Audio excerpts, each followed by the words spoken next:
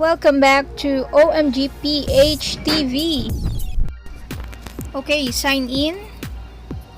Tuturuan ko kayo paano gumawa ng YouTube channel. Then, go to your channel. So, ayan. Mas maganda kasi may business or YouTube name kayo. Ayan. Use a business or other name. Pag clinic nyo yun, ito ang lalabas. To create a new channel, create a brand account. So, kunyari, my awesome new account. Yung sa akin, individual account. Pero, kung gagamit ka ng business name or YouTube name, mapapalitan na yung Shane Sabado ng my awesome new account. O tapos na yung YouTube channel natin, pwede na natin i-garit ito. Pwede naman tayong pumunta sa youtube.com account monetization. Ayan. Sa Create Studio, yan, yung number 1, start, then read nyo yung partner program terms, and then i-check nyo yung tatlong box. Ayan, I accept.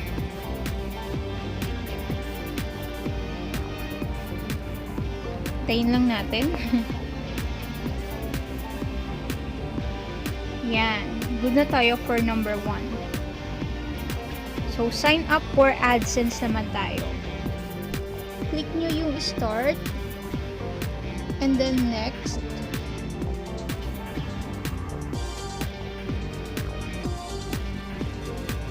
And then, log in kayo sa Gmail nyo. So, mareredirect tayo sa Google AdSense. Yan. So, yes, para kung may update si YouTube, ma-update tayo. For territory, hanapin natin yung Philippines.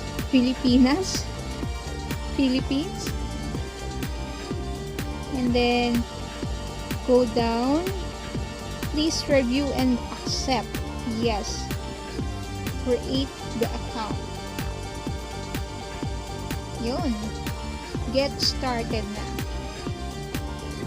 Kailangan tama yung name at saka yung address kasi dito ipapadala ni YouTube yung PIN. So, kung OFW, dun din nila i-address yung payment details nila. Na-select ko na yung redirect. Okay na. So, i-check naman natin yung AdSense account. Open link, a new tab. Yan. So, pending pa rin sa ngayon. So, wait lang kayo within 1 to 3 days. Number 3 na tayo. Select start.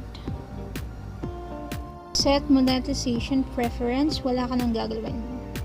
Click save. Yun na. Meron ka ng Google AdSense.